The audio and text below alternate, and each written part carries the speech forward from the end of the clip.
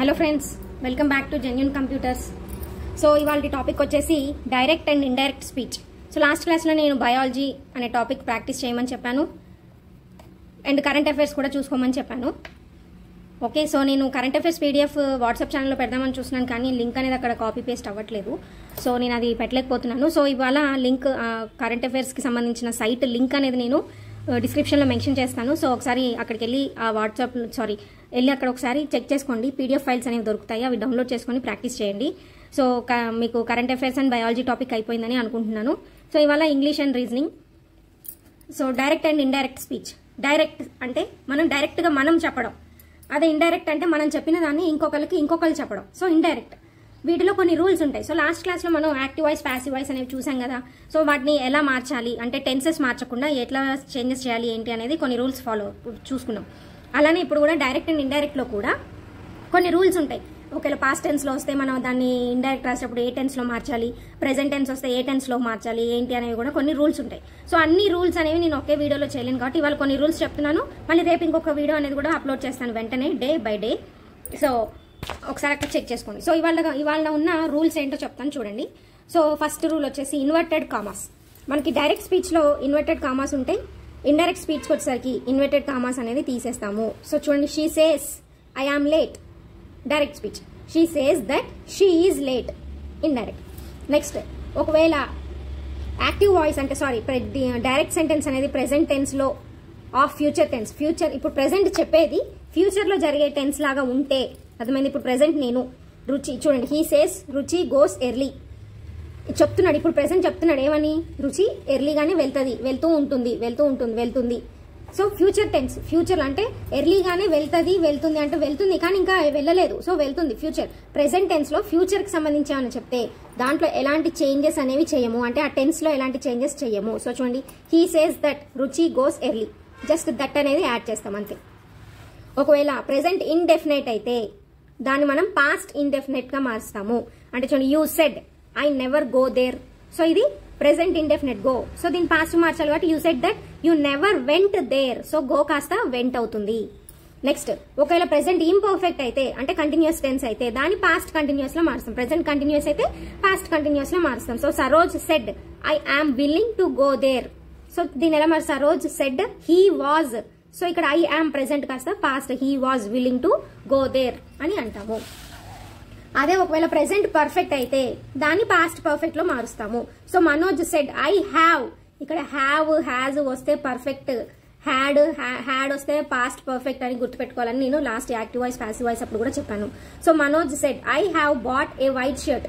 So Manoj said that he have కాస్త had bought a white shirt. Next, present perfect continuous వచ్చేసి past perfect continuous గా మారుతుంది. So Prayag said to me I have been teaching in this school for 6 months. 6 months నుంచి ఈ స్కూల్లో నేను teach చేస్తూనే ఉన్నాను. Present perfect continuous.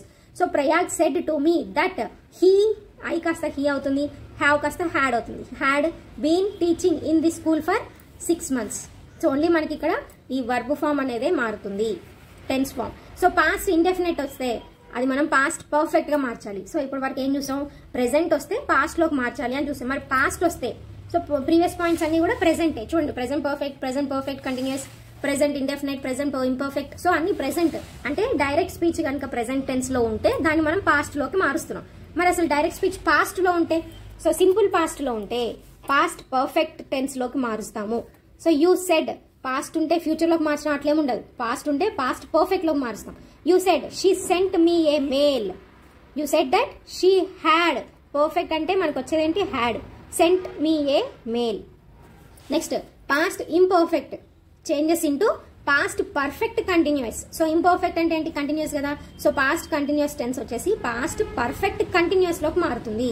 So past అంటే ఖచ్చితంగా మనం పాస్ట్ పర్ఫెక్ట్, పాస్ట్ కంటిన్యూస్ అంటే మళ్ళీ పాస్ట్ పర్ఫెక్ట్ కంటిన్యూస్ లోకి మారుస్తాం. So Megha said they were laughing in the class. So past in continuous.